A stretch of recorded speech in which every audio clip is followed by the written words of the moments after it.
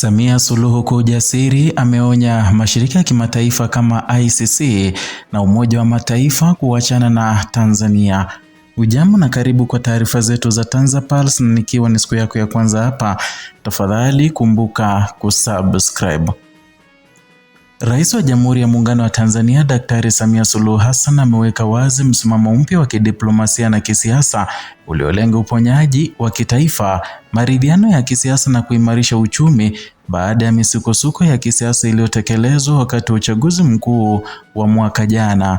Na katika hafla ya Diplomatic Sherry Party iliyoandaliwa Ikulu Chamwino, Dodoma, Rais Samia alitangaza hatua kadhaa za kisiasa na kijamii zinazolenga kuweka misingi thabiti ya ujenzi wa taifa chanya mwaka huu wa mwaka 2026. Katika hotuba yake mbele ya mabalozi na viongozi wa mashirika ya kimataifa, Rais alipongeza juhudi za upatanisho, akitangaza msamaha kwa watu 1787 waliohusishwa na ghasia za baada ya uchaguzi, hatua iliyobainishwa kuwa sehemu ya mpango wa serikali kurejesha utulivu na mshikamano miongoni mwa Watanzania. Aidha, alitangaza kuanzisha kwa Wizara ya Vijana chini ya ofisi ya Rais na dhamira ya kuunda tume ya ukweli na maridhiano itakayokuwa kiini cha mchakato wa katiba mpya. Hatua ya Rais Samia ya kutoa msamaha kwa watu waliohusishwa na matukio yaliyoibua ghasia na migogoro inatokana na mtazamo wake wa kueneza amani, na kwa mujibu wa taarifa rasmi, msamaha huo umelenga kutoa nafasi ya kujenga upya imani kati ya wananchi na serikali sambamba na kurejesha utulivu wa kijamii. Na taarifa hiyo inasema hatua hii ni sehemu ya mkakati mpana wa serikali kuimarisha mshikamano katika nyanja zote za maisha ya taifa. Kwa upande wa maridhiano na uimarishaji wa demokrasia, Rais ameeleza kuwa tume ya ukweli na maridhiano itakuwa moja ya nguzo kuu ya mchakato wa kufikia katiba mpya. Hatua hii inaonekana kuelekea kuelewa kwa kina chanzo cha mgawanyiko ya kisiasa na kutoa jukwaa la mazungumzo kati ya makundi mbalimbali. Mpango huu uliungwa mkono na tamko la uzinduzi wa tume huru ya kuchunguza matukio ya uvunjifu wa amani mwezi Novemba mwaka jana, iliyolenga kufunua chanzo cha vurugu zilizozuka wakati wa uchaguzi. Hapa kwa njia nyingine, alikuwa anaambia mataifa ya kigeni yakiwemo Umoja wa Mataifa, asasi zingine za kimataifa kwamba nchi ya Tanzania inajisimamia na kwamba maamuzi ambayo yanafanyika katika sehemu ya uchaguzi inafuata mambo ya ndani na itikadi za taifa lenyewe. Kwa hivyo hawahitaji kuingiliwa, maanake wanaweza tatua mizozo yao na vilevile wanaweza malizana na yale yaliyotokea mwaka jana. Na bado sasa hivi Samia shaunda tume ambayo inachunguza yale yote yaliyotokea baada na kabla ya uchaguzi wa Oktoba. Moja ya mabadiliko ya kimkakati yaliyotajwa na Rais Samia ni kuanzishwa kwa Wizara ya Vijana chini ya ofisi ya Rais, hatua inayolenga kuipa nguvu na nafasi kizazi kipya cha Watanzania kuhusika kisiasa, kijamii na kiuchumi. Wizara hii mpya, Rais alisema, itakuwa kitovu cha kuratibu ari, ubunifu na matarajio ya vijana ambao ni nguzo ya maendeleo endelevu ya taifa.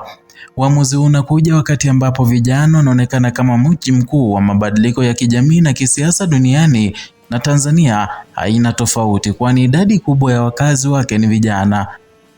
Kwa kuweka mtazamo rasmi juu ya masuala ya vijana, Rais Samia inaonyesha kuwa serikali inatambua hitaji la kuwaweka vijana katikati ya maamuzi ya kitaifa. Mbali na sera za kisiasa, Rais Samia pia alisisitiza umuhimu wa diplomasia ya uchumi kama msingi wa sera ya mambo ya nje ya Tanzania mwaka 2026. Anasema serikali inajikita katika sekta msingi kama uchumi wa bluu na kijani, teknolojia ya kidijitali, pamoja na usimamizi mzuri wa rasilimali kama gesi asilia na madini, ili kukuza ajira ya maendeleo jumuishi kwa Watanzania wote.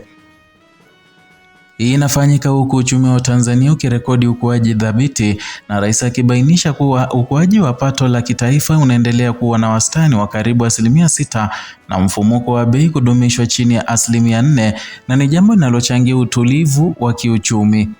Matukio haya ya kidiplomasia yanajiri baada ya uchaguzi mkuu wa Oktoba mwaka jana ulioambatana na migogoro, malalamiko na upinzani wa matatizo ya mtandao, hatua zilizozua mjadala mkubwa kuhusu hali ya kisiasa na demokrasia nchini Tanzania.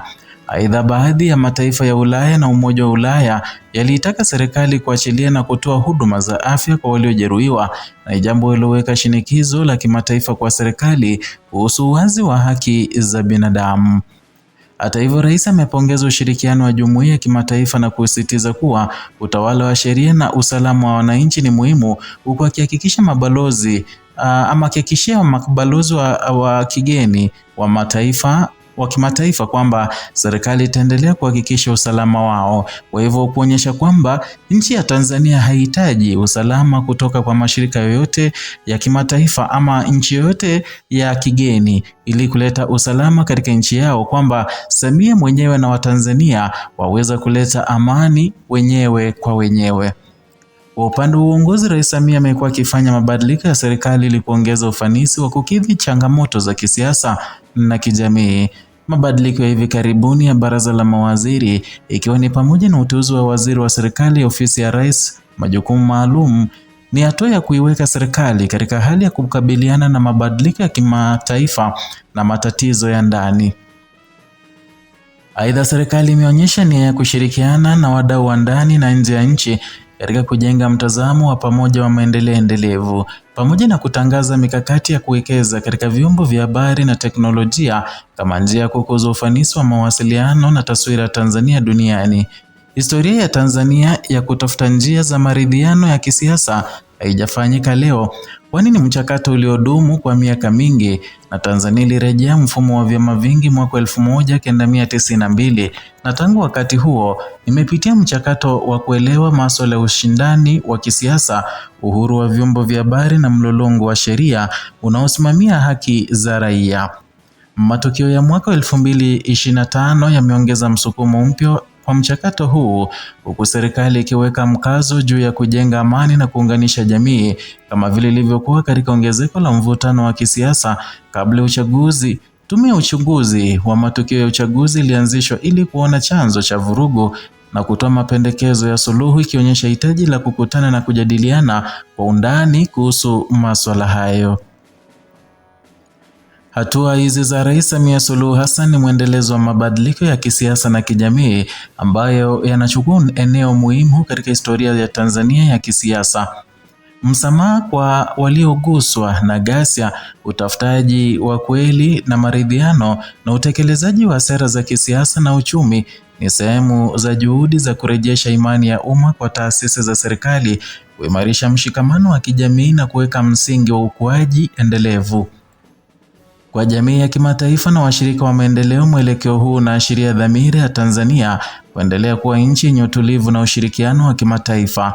Kwa wananchi wa Tanzania, hatua hizi zinaweza kuwa fursa ya kujenga taifa lenye amani, haki na ufanisi wa kiuchumi, huku ikiendelea safari ya demokrasia ya vyama vingi inayoendelea kukua. Kwa muhtasari, mpango wa Rais Samia ni kuunganisha matarajio ya amani, haki na maendeleo, hatua ambazo ikiwa zitaendeshwa na uwazi na ushirikiano zinaweza kubadilisha kwa kiasi kikubwa muonekano wa siasa na maisha ya kijamii Tanzania kwa miaka inayofuata. Ndio hayo tuliokuandalia siku ya leo kutoka hapa TanzaPulse, channel yako pendwa na kukuletea taarifa hizi na zinginezo kwa kina, uchambuzi wa kina bila kuegemea wala kupindisha. Zidi kuwa nasi na zidi kutusupport kwa kusubscribe, like na kushare video zetu.